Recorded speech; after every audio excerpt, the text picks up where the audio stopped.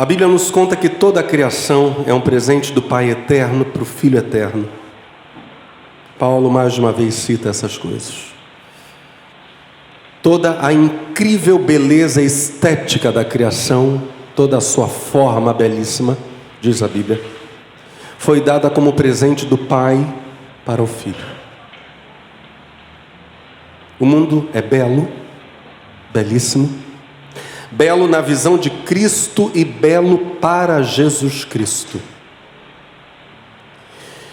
E nesse lindo mundo de Deus, os salmos nos ensinam que o lugar onde os filhos de Deus se reúnem para adorá-lo, para prestar culto, para engrandecerem seu nome, é, neste lindo mundo de Deus, o mais lindo lugar. Belíssimo Salmo 48, por exemplo, exalta a beleza de Jerusalém.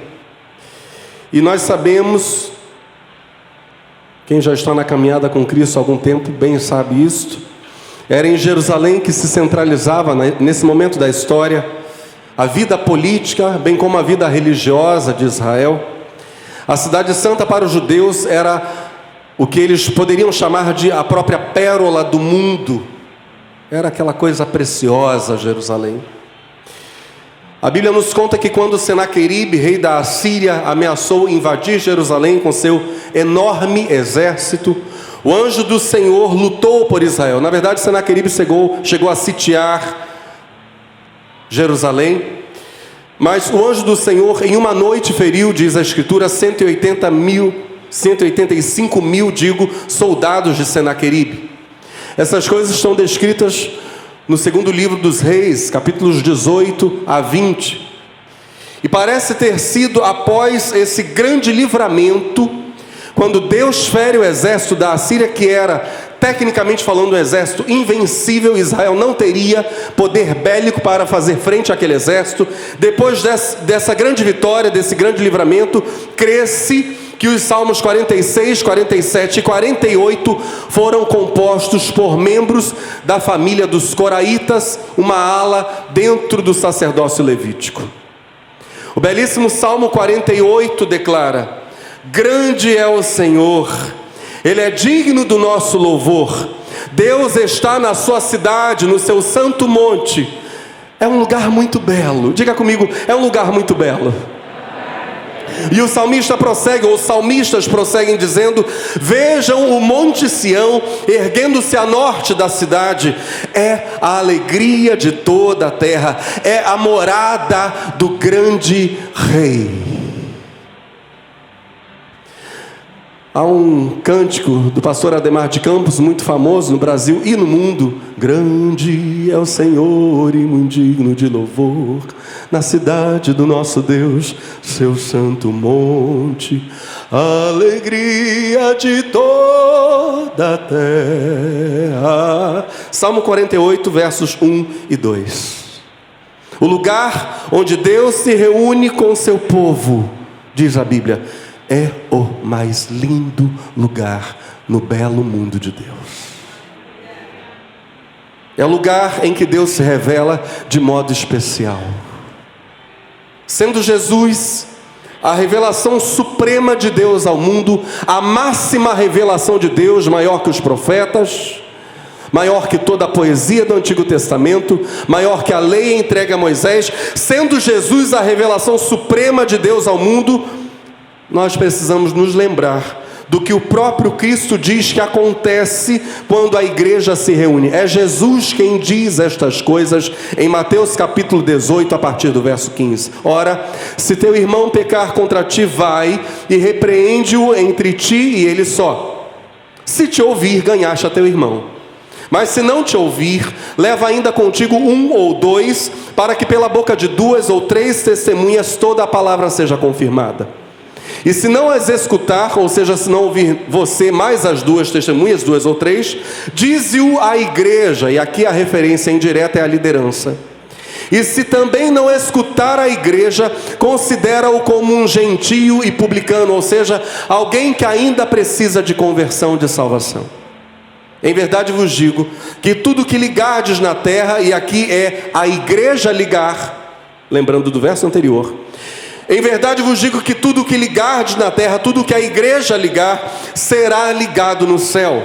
E tudo que desligardes na terra, a igreja desligar, portanto, será desligado no céu. Também vos digo, diz Jesus, que se 2 de vós, e aqui mesmo se for uma igreja pequenininha, em verdade vos digo que se 2 de vós concordarem na terra acerca de qualquer coisa que pedirem, isso lhes será feito por meu Pai que está nos céus. Porque onde estiverem 2 ou 3 reunidos em meu nome, ou seja, a congregação reunida em torno da pessoa de Jesus para pedir em oração, meditar na sua palavra, erguer louvores. O texto diz: onde estiverem 2 ou 3 reunidos em meu nome, em torno da minha pessoa, em função do meu culto, aí estou no meio deles. O lugar onde Deus se reúne é o mais lindo lugar. Se reúne com o seu povo. Grande é o Senhor. Ele é digno do nosso louvor. Deus está na sua cidade, no seu santo monte. É um lugar muito belo. Veja o monte Sião, erguendo-se a norte da cidade. É a alegria de toda a terra. É a morada do grande rei. É nesse lugar que contemplamos a mais cativante de todas as belezas. A mais arrebatadora beleza que se pode ver no mundo. A beleza de Deus. A beleza de Jesus Cristo. Mas nesta noite, conseguiríamos de algum modo descrever adequadamente essa beleza arrebatadora, a incomparável beleza de Cristo.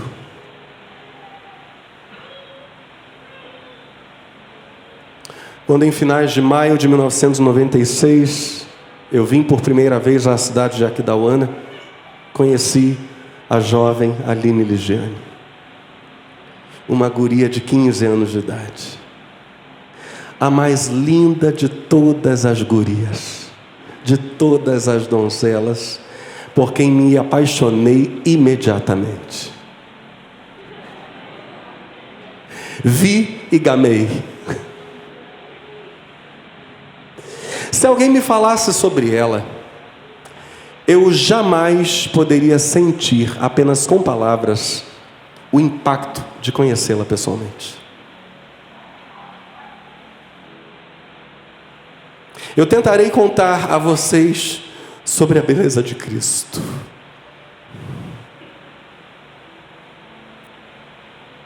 Pois a Bíblia nos fala de quão lindo é o Salvador, o Cordeiro de Deus, o Filho amado. Mas por mais que eu lhes fale toda a noite sobre Ele, a madrugada inteira, o dia inteiro, é impossível alcançar essa beleza plenamente sem que se conheça a Jesus. É necessário que você o conheça. Aqueles que já o conhecem, já o conheceram, dirão ao término da mensagem: pastor, o que o Senhor disse ainda fica muito aquém de tudo o que Ele é. Aqueles que ainda não estão apaixonados por Jesus, só ainda não estão porque não o conhecem. Pois no exato momento em que o conhecerem, se apaixonarão por Ele. A minha oração é que o conheçam. Antes de tudo, de falar propriamente sobre a beleza do mais belo, eu preciso dizer a vocês, mais uma vez nesta noite, algo que alguns irmãos já ouviram no passado. Até meus 11 anos de idade, eu não o conhecia. Fui criado numa família cristã, que não faltavam os cultos, que ofertava generosamente para o sustento de missionários no mundo. Uma vez por semana, todas as semanas do ano, infalivelmente, nós nos reuníamos para termos nosso culto familiar. Meu pai, minha mãe, meus irmãos, orávamos, líamos a Bíblia, cantávamos nos corais da igreja, coro de crianças, de adolescentes, de jovens, de adultos. Nossa igreja era muito musical. Mas eu dava um péssimo testemunho na escola, eu era um brigão inveterado, tinha medo da morte, sofria com pesadelos horríveis. Eu sabia que eu não era salvo. Isso estava muito claro para mim. Eu precisava de libertação, eu precisava de Jesus. Aos 10 anos de idade, eu era um tormento para minha mãe, que vivia na escola sendo chamada pela coordenação. Até o dia em que eu fui levado à casa de uma mulher de Deus, cheia do Espírito Santo, cabecinha branca, a irmã Laura. O Senhor contou àquela anciã detalhes da minha vida. Eu fiquei maravilhado com aquilo, eu não sabia que Deus contava a vida dos outros para outras pessoas. Ao final daquela conversa, na verdade daquela ministração, irmã Laura disse para mim: filho, Jesus quer te libertar, Ele tem uma grande obra na tua vida, você quer? Eu disse para ela com toda a sinceridade do meu coração: eu preciso. Ela olhou para mim e disse: então dobre os seus joelhos diante do Senhor, não diante de mim, e eu vou orar por você. Aquela senhora idosa colocou as duas mãos sobre a cabeça do menino de 11 anos e orou pela minha libertação. Naquela manhã, na sala da casa da irmã Laura, Jesus veio até mim. Jesus quebrou minhas cadeias. Jesus me libertou. O encontro com Jesus aqueceu meu coração e eu queria mais. Eu saí da casa daquela mulher, levado pelo meu cunhado de volta para casa. Pegamos 2 ônibus, morávamos no Rio de Janeiro e lá é tudo muito longe. Pegávamos 2 ônibus na volta para casa. Jorge me deixou em casa, eu fui calado todo o percurso, impactado com aquela experiência. Subi a escadaria da minha casa, uma escadaria branca de mármore. Fui para o terraço, olhei para o céu. E com toda a sinceridade do meu coração, aos 11 anos de idade, ou seja, 35 anos, eu disse exatamente essas palavras: Deus, eu sei que o Senhor existe, mas eu não te conheço. Eu quero te conhecer como aquela mulher te conhece.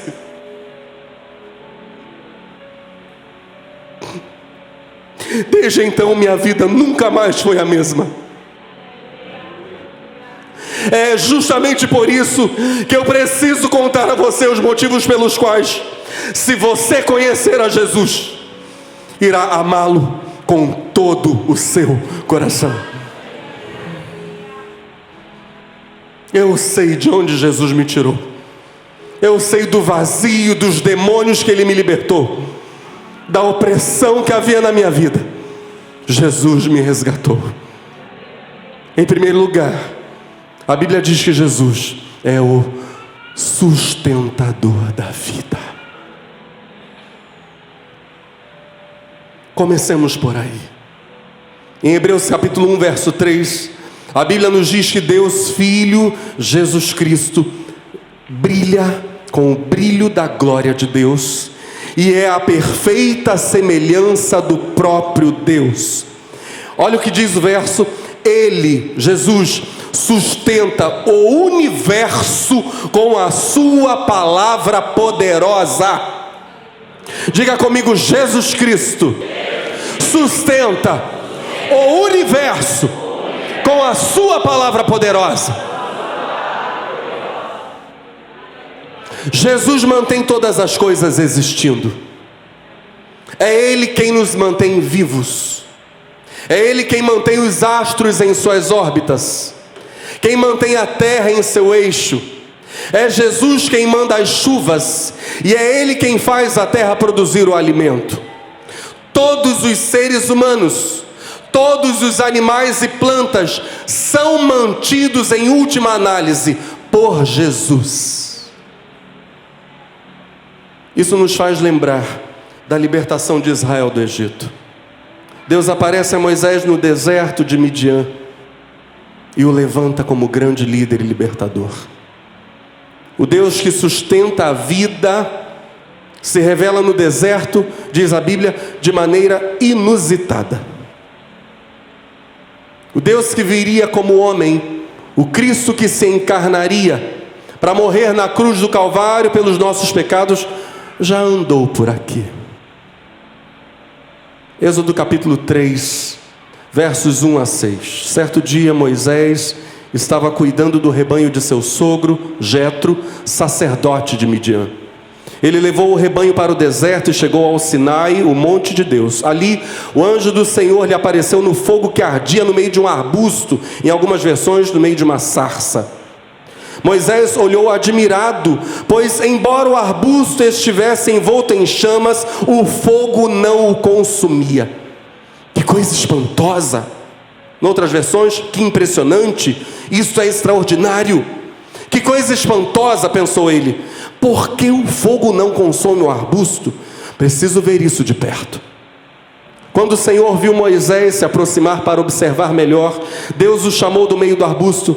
Moisés, Moisés. Aqui estou, respondeu ele. Não se aproxime mais, o Senhor advertiu.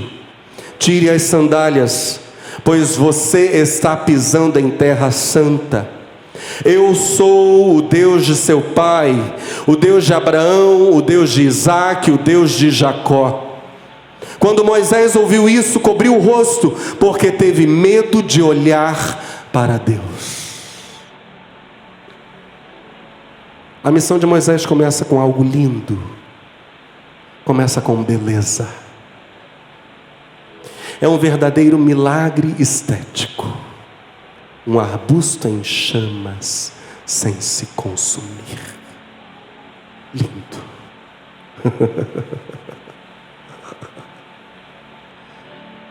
A beleza de um arbusto que, embora se queime, não se consome. Porque o Deus que sustenta a vida está se revelando ali.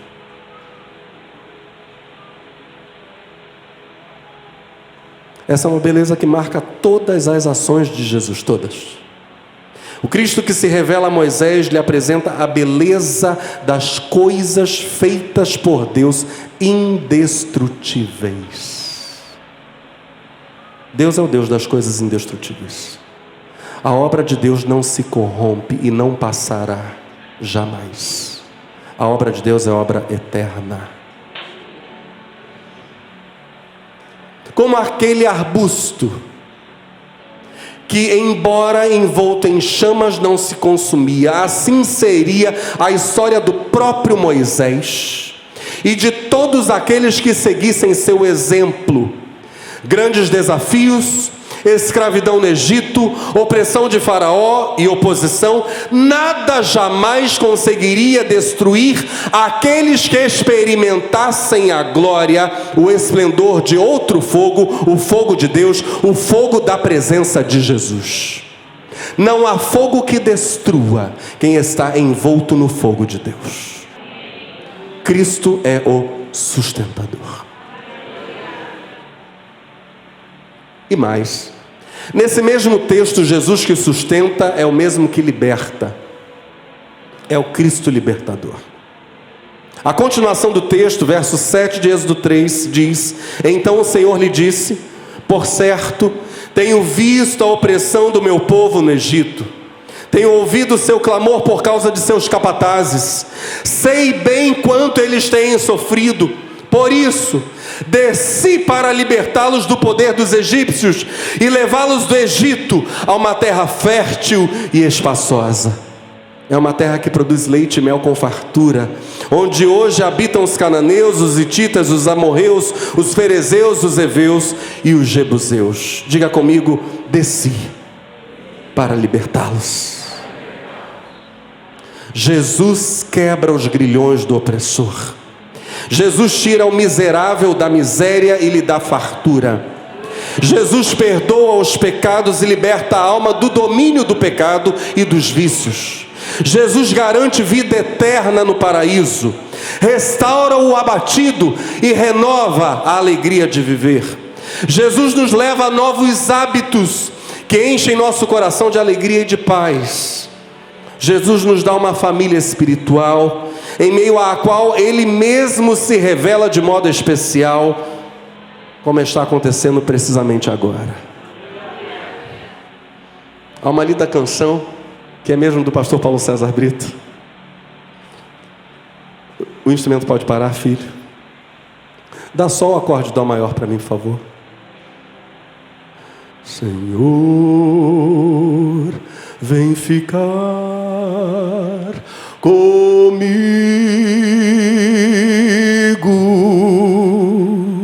Sem ti meu viver se apaga,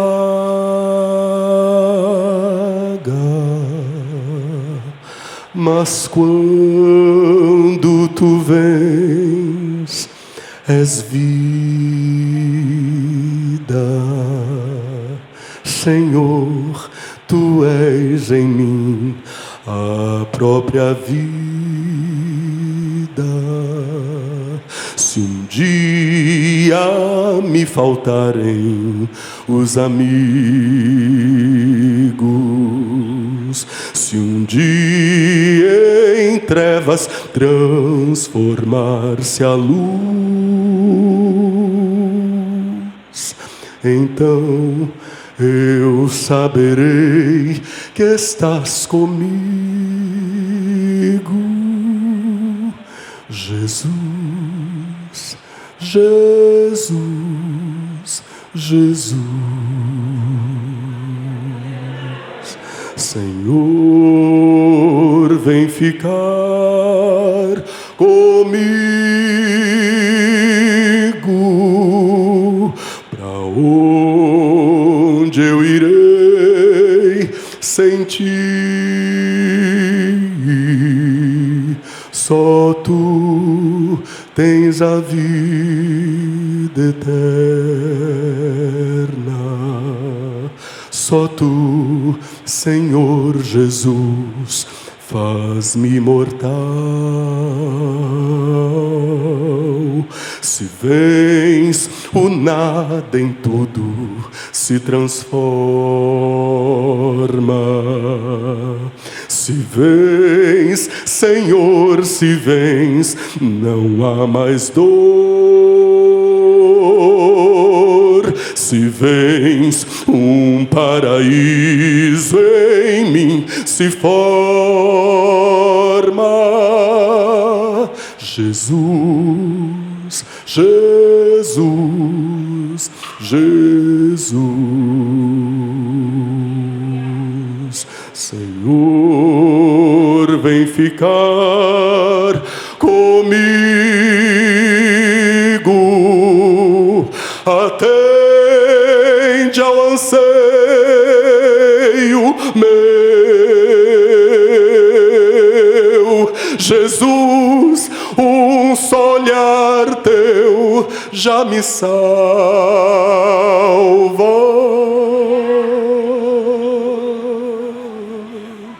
Jesus, Jesus, meu Jesus.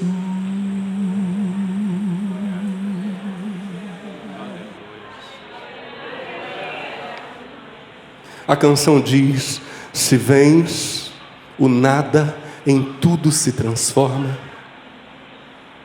Esse é mais um aspecto da beleza de Jesus. Jesus transforma o nosso nada em tudo. Conhecer a Jesus, andar com Ele, é sempre ter tudo, mesmo quando aparentemente não se tem muito.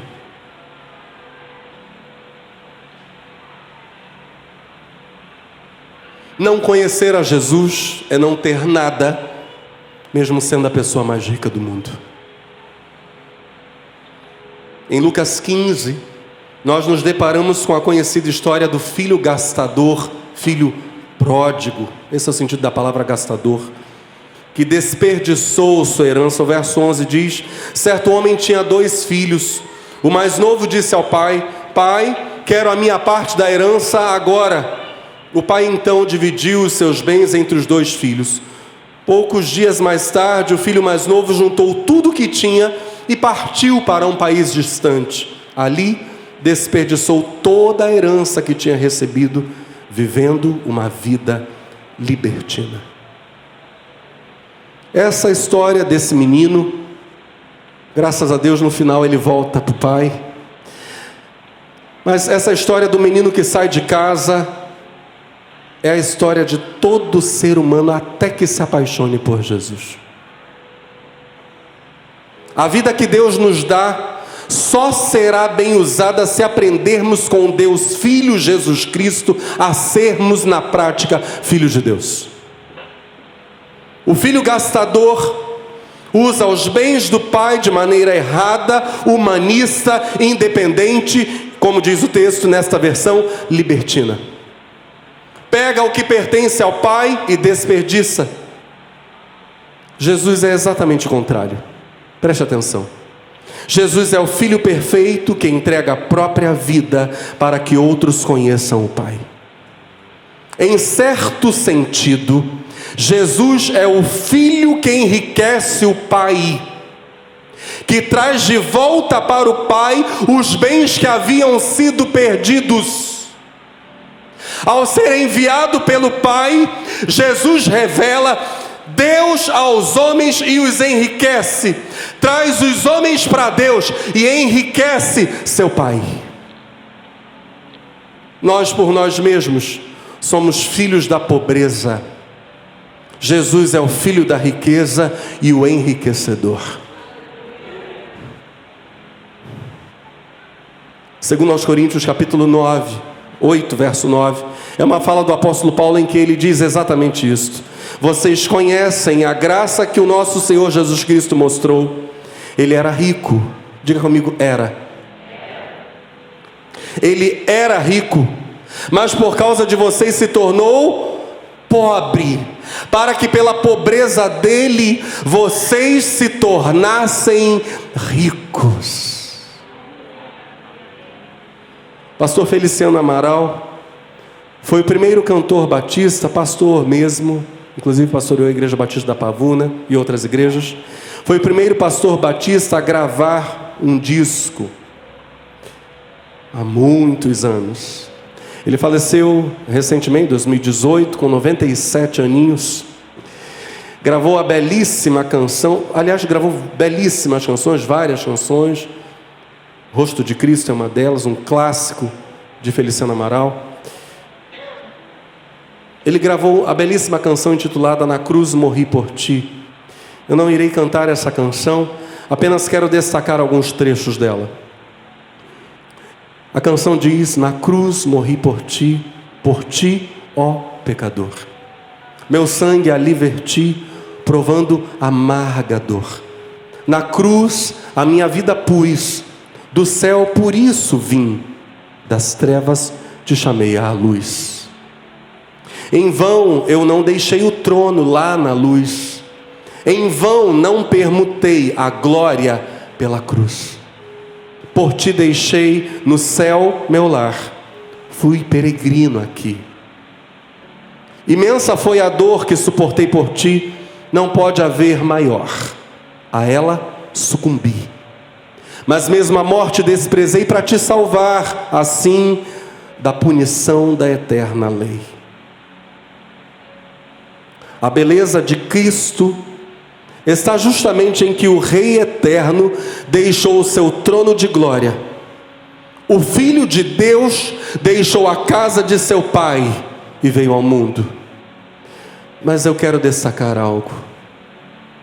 A beleza de Cristo está sobretudo no fato de que aquele que é a própria origem de toda a beleza possível aceitou não ter beleza alguma, sujeitando-se à morte na cruz do Calvário. A beleza de Cristo está sobretudo no fato de que Jesus, o belo, aceitou não ter beleza alguma. Sobre Jesus, o mais lindo de todos, Deus encarnado, amando sua igreja, seu povo, caminhando e ensinando debaixo do sol da Palestina, ensinando os humildes, tocando os enfermos, curando-os, operando os seus milagres, abraçando e salvando os pecadores, deixando-se tocar por eles e lhes dando perdão e cura. Sobre Jesus, Salomão escreveu em Cantares capítulo 5, e de novo, filho, você vai dar uma pausa, por favor. Pense no sol da Palestina, pense no Jesus caminhando e pregando e curando e tocando e salvando e restaurando. A noiva fala dele: o meu amado tem a pele bronzeada. Ele se destaca entre 10.000 na multidão. Ele se destaca. Sua cabeça é como ouro, o ouro mais puro. Seus cabelos ondulam ao vento como ramos de palmeira. São negros como o corvo. Seus olhos são como pombas junto aos regatos de água, lavados em leite, incrustados como joias. Você consegue enxergar esse olhar? Suas faces são como um jardim de especiarias que exalam perfume. Seus lábios são como lírios que destilam mirra. Essas são as palavras, os ensinos de Jesus. Seus braços são cilindros de ouro, com berilo neles engastado. Ele é o forte libertador. Seu tronco é como marfim polido, adornado de safiras. Suas pernas, esse que caminha pela Palestina e por cidades, inúmeras cidades para libertar. Suas pernas são colunas de mármore, firmadas em bases de ouro puro. Sua aparência é como o Líbano. Ele é elegante como os cedros. Sua boca é a própria doçura. Ele é muito desejável. Esse é o meu amado, esse é o meu querido. Oh, mulheres de Jerusalém. Sobre Jesus, o mais lindo de todos, Deus encarnado, amando sua igreja, seu povo, morrendo na cruz do Calvário, sem beleza alguma. Profetizou Isaías no capítulo 53. Ele sempre esteve com Deus. Ele cresceu como um rebento, como uma raiz em terra seca. Ele não tinha beleza ou majestade para atrair a nossa atenção. Não havia nada na sua aparência para que gostássemos dele. Ele foi desprezado pelas pessoas, e até os seus amigos o abandonaram. Ele foi um homem que sofreu muita dor. Nós o tratamos como se fosse alguém sem importância, como se fosse alguém que as pessoas evitam ou nem olham para ela. Na verdade, foram os nossos sofrimentos que ele levou sobre si mesmo. Ele sofreu as nossas dores. Embora nós pensássemos que Deus o tinha castigado, ferido e humilhado pelo que ele tinha feito, na realidade, ele foi castigado por causa daquilo que nós tínhamos feito. Ele foi esmagado pelas nossas maldades. Ele recebeu o castigo que nós merecíamos. E isso nos trouxe a paz. Nós fomos curados pelas suas feridas. Se o seu coração é sensível a essa verdade, faça comigo esta oração. Feche os seus olhos. Que a beleza de Cristo se veja em mim. Toda a sua admirável pureza e amor. Ó tu, chama divina, refina todo o meu ser, até que a beleza de Cristo se veja em mim. Que a beleza de Cristo se veja em mim. Toda sua admirável pureza e amor.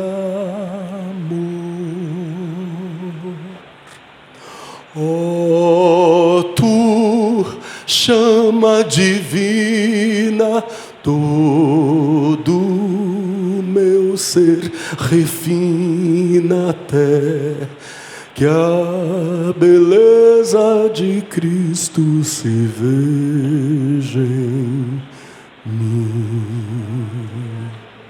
Que a beleza de Cristo se veja em mim.